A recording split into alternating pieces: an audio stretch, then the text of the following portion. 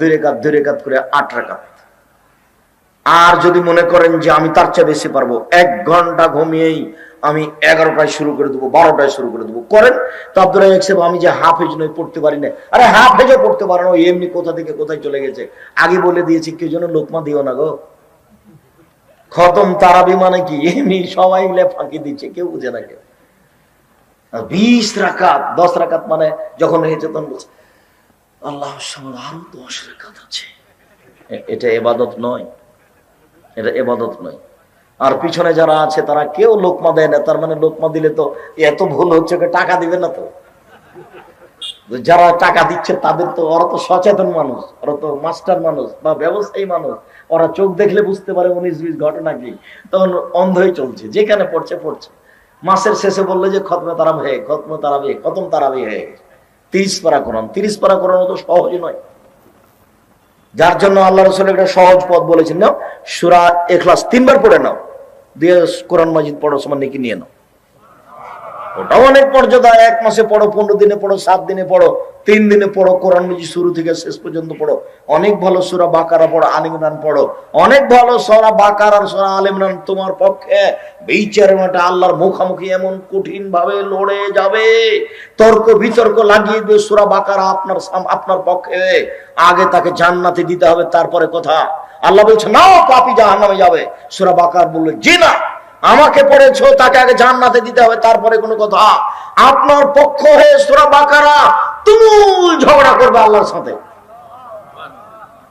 আপনাকে আগে জান্নাত দিবে, তারপরে বা সূরা বাকারা থামবে। আমি আর আপনি তো বুঝলাম না, তখন সহজ করে দিয়েছেন আল্লাহ রাসূল। তাহলে এক কাজ করো, সূরা ইখলাস 3 বার পড়ো, সব হয়ে যাবে।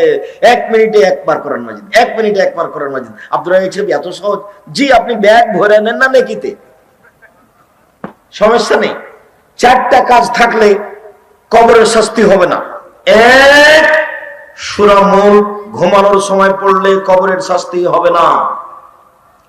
2, জুমার দিনে মারা গেলে কবরের শাস্তি হবে না। 3, পেট ব্যথায় মারা গেলে কবরের শাস্তি হবে না। 4, শহীদ হলে কবরের শাস্তি হবে না। শেষের 3টে কঠিন, 1 নাম্বারটা সহজ। মনে থাকবে না মনে হয়? বলেন তো দেখি সিরিয়াল। 1, সূরা মুলক ঘুমানোর সময়। 2, জুমার দিন মারা গেলে। 3, পেট ব্যথায় মারা গেলে। 4, শহীদ হয়ে গেলে। বাড়ির দিকে যাবেন আর বলবেন আব্দুল রাজ্জাক সাহেব কি বললো গো? 1, সূরা জুমার দিন, আর কি যেন, ও এই যে সূরা মুলক পড়লেন। তো 2টা তো হলো, আরো তাহলে ও হ্যাঁ, পেট ব্যথায় মারা গেলে, পেট ব্যথায় মারা গেলে। আর 4 নাম্বারটা তো মনে আছে, ওটা তো শহীদ। দেখেন সিরিয়ালের 4টার মধ্যে শেষের 3টে কঠিন আছে। জুমার দিন তো আমি আর আপনি তো বলতে পারছি না। আব্দুল রাজ্জাক সাহেব, হিন্দু যদি জুমার দিনে মারা যায়, ওসব কথার দরকার নাই, মানে ওটার কথা তো হিসাব নাই, ওটা আপনি নিয়ে আসছেন কেন? ওর তো ঈমান নাই। একটা খারাপ মানুষ ছিল, আল্লাহকে মানত, সালাত আদায় করতো না, ও জুমার দিন মারা গেছে।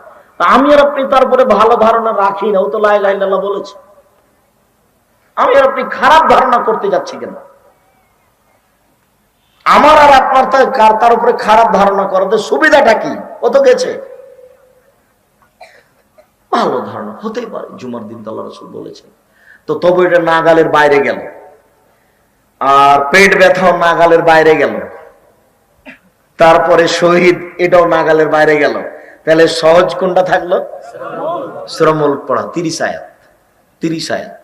মুরব্বী ভাইজান, 1 মাস 15 দিনে শিখতে হবে। এই ছেলেরা, এই তোমরা 7 দিনে শিখবা, তোমরা 7 দিনে কোরআন মাজিদ পড়া শিখতে হবে, জরুরি, নইলে পড়া ঠিক করে নাও। আর সূরা যেটা শাহিদুল ইস্তিগফার, ওটা তোমাকে সময় দিয়েছি 24 ঘন্টা। শাহিদুল ইস্তিগফার সকালে পড়ে যদি মারা যায়, বিকাল পর্যন্ত সময় জান্নাতে যাবে। বিকালে পড়ে যদি মারা যায় সকাল পর্যন্ত, তাহলে জান্নাতে যাবে। সেটা কি আব্দুল রাজ্জাক সাহেব, ওটা কি মনে আছে? হ্যাঁ মনে আছে আপনার। আল্লাহুম্মা আনতা রাব্বি লা ইলাহা ইল্লা আনতা খালাকতানি ওয়া আবদুকা ওয়া আলা আহদিকা ওয়া আদিকা মুস্তাতাতু আউযু বিকা মিন শাররি মা সানাতু আবু লাকা বিনি'মাতিকা আলাইহি ওয়া আবু বিযামবি ফাগফিরলি ফা ইন্নাহু লা ইয়াগফিরু যুনুবা ইল্লা আনতা। আচ্ছা, এইবার তাড়াহুড়া করে ইফতার করলেন খেজুর দিয়ে। সাহারি, আল্লাহ রাসূল বলছেন তাসাহারু ফাইনু ফিল বারাকা, সাহারি খাও, সাহারিতে বরকত আছে। শেষ পর্যন্ত বলছে কিছুই যদি না পারো তাহলে এক ঢোক পানি পান করে নাও। সাহারি খেতে হবে, সাহারি ছাড়া সিয়াম হয়ে যাবে, সাহারি ছাড়া সিয়াম হয়ে যাবে, কোনো সমস্যা নেই। সাহারিতে বরকতে, সাহারি খাবেন, বেশি খাবেন না। বেশি খেলে আবার একবারে 12টা-1টা পর্যন্ত ঘুমাইতে হবে।